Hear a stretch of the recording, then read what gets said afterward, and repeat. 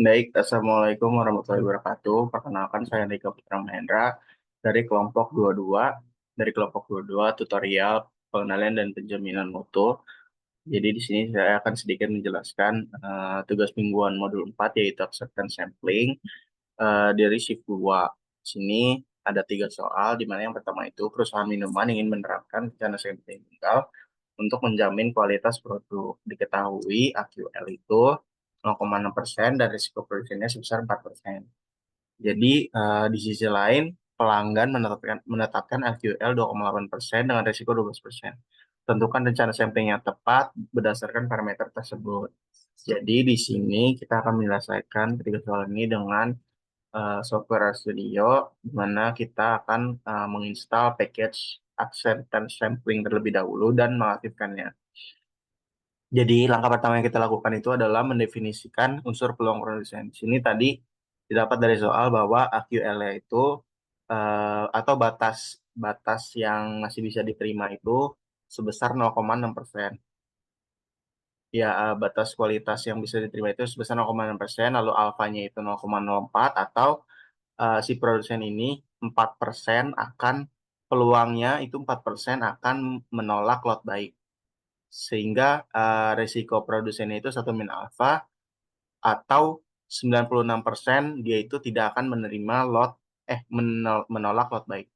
Eh, yang kedua itu mendefinisikan unsur peluang konsumen, di mana LQL-nya ini atau batas kualitas buruknya itu adalah 0,028 atau 2,8%, lalu resiko konsumennya itu 0,12 atau 12%. Jadi LQL-nya ini batas kualitas buruknya, kalau resiko konsumennya itu peluang si konsumen untuk menerima lot yang buruk. Jadi selanjutnya itu kita akan membuat rencana sampling. Ini kita run dulu, terlebih dahulu. Lalu di sini kita membuat rencana sampling dengan sintaks find titik plan. Lalu PRP ini untuk si produsen dengan memasukkan AQL dan juga risiko produsen. Lalu CRP ini untuk konsumen dengan memasukkan LQL dan juga risiko konsumen. Lalu di sini kita akan menampilkan rencana samplingnya dengan N itu adalah jumlah lotnya, atau jumlah sampelnya, lalu C itu adalah si acceptance acceptance number-nya atau angka yang diterimanya, lalu R itu angka yang di reject-nya. Eh kita run aja untuk yang sintaks yang ini. Lalu di sini kita mengevaluasi rencana sampling dengan interpretasinya itu dari PRP dan juga CRP-nya. Di sini dari perhitungan kita dapatkan sampel size-nya yang harus diambil itu adalah 273. Lalu acceptance number-nya atau si C-nya itu ya, C-nya itu adalah 4, rejection number-nya itu adalah 5. Lalu di sini interpretasinya itu adalah jika terdapat 4 produk cacat, itu lotnya masih diterima. Namun jika ada produk 5 yang cacat, itu lotnya itu ditolak. Lalu di sini dengan PRP dengan kualitas atau batasnya itu 0,6%, rencananya itu 0,96 atau 96%. Nah, sedangkan berdasarkan perhitungan itu si acceptance-nya ini naik menjadi 0,974573 atau 97,45%. Lalu CRP-nya ini dengan kualitas 0,028 atau si LQL itu 0,28. Lalu si apa namanya, rencana awal risiko konsumennya itu 0,12 atau 12%, itu dia menurun menjadi di perhitungannya itu menurun menjadi 0,1184,091 atau 11,84%. Jadi di sini interpretasinya itu adalah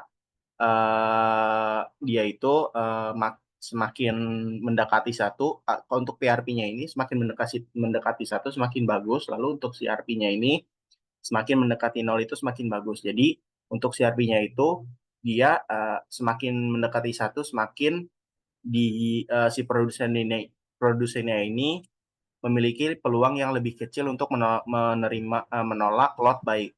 Kalau untuk yang konsumennya ini dia kecil semakin kecil peluangnya menerima lot buruk gitu. Lalu di sini ada kurvanya. Kurvanya itu bentuknya seperti ini. Oke, kita akan lanjut ke nomor 2.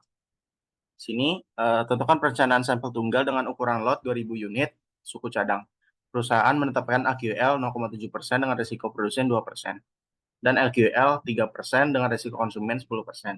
Nah, di sini masih sama seperti tadi, namun bedanya di sini kita mengetahui lot size-nya atau N besarnya. Di sini kita running dulu sintaks yang awalnya. Lalu di sini kita mendefinisikan unsur peluang produsen sama seperti tadi. Kita masukin AQL-nya, alfanya, dan juga satu min alfanya berapa.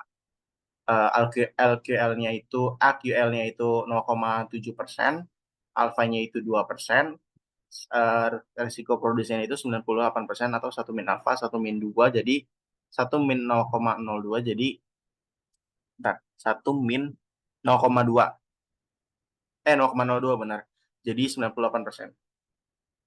Jadi untuk selanjutnya itu mendefinisikan unsur peluang konsumen sama seperti tadi. LQL itu 0,3, lalu risiko konsumennya itu 1 atau 0,1 atau 10%. Sini kita akan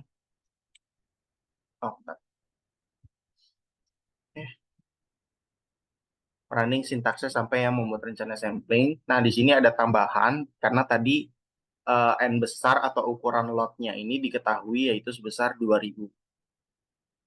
Untuk PRP dan CRP-nya masih sama, AQL dan risiko produsen, atau untuk CRP itu LQL juga risiko konsumen. Lalu di sini masih sama seperti tadi, memasukkan N, C, dan R-nya, N kecil, C, dan R-nya. Lalu di sini kita mengevaluasi rencana sampling. Di sini dengan kualitas 0,7% atau AQL-nya itu 0,7%, rencananya itu akan menolak lot buruk 98 tidak akan menolak lot buruk sebesar 98%, tapi berdasarkan perhitungan itu peluangnya naik sebesar 0,98765550 atau 98,76%. Lalu untuk CRP-nya ini dengan quality atau LQL-nya ini 0,030, rencana awalnya ini peluangnya itu adalah 10%, namun berdasarkan perhitungan peluangnya ini turun sebesar 0,09967663 atau 9,96%. Jadi di sini interpretasinya itu adalah dia masih baik karena si PRP-nya ini si risiko produsen ini naik dari rencana awalnya, lalu si RP-nya ini turun dari rencana awalnya. Untuk apa? Untuk kurvanya ini bentuknya seperti ini. Oke, selanjutnya nomor yang terakhir, nomor yang 3. Perusahaan tekstil melakukan pemeriksaan terhadap satu lot berisi 7.000 produk. Rata-rata cacat yang ditemukan adalah 2%, diketahui AQL 2% dengan risiko 6%, dan LQL 4% dengan risiko 8%. Adapun dua alternatif sampling yang tersedia adalah, nah di sini ada dua pilihan atau dua alternatif N, C, dan juga R-nya. Yang pertama itu N-nya itu 80, C-nya itu 4, R-nya itu 8. Yang kedua itu N-nya itu 120, C-nya itu 6, R-nya itu 12. Nilailah probabilitas penerimaan lot dari kedua alternatif di atas, tentukan manakah yang lebih sesuai dengan syarat AQL dan juga LQL. Baik, di sini kita definisikan dulu jumlah lotnya. Tadi diketahui dari soal itu 7.000. Lalu di sini peluang produsennya AQL-nya 2% dengan resiko 6%. Itu kita definisikan dulu, lalu yang ininya juga peluang konsumennya juga. Lalu di sini kita mendefinisikan yang pertama itu dulu, yaitu N1 sama dengan 80, C1 sama dengan 4, R1 sama dengan 8.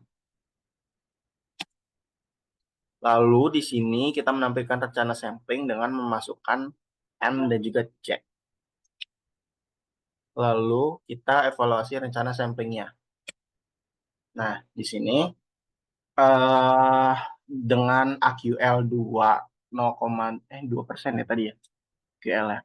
Ya, dengan AQL 2%, dengan rencana awal penolakan lot lot baik ini 94% atau 6% yang tadi alfanya itu, dia itu masih naik gitu.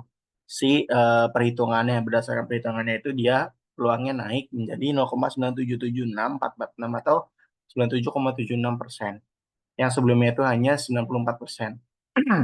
Nah, tapi di sini si RP-nya itu dengan LQL-nya ini 0,04 atau 4%, dan rencana awalnya itu dia itu hanya menerima 8%, di sini naik menjadi 0,7835779 atau 78,935%. Nah, jadi di sini dia itu beresiko untuk konsumen gitu. Karena si konsumennya ini memiliki peluang 78% untuk menerima lot buruk. Nah, terus di sini apa namanya?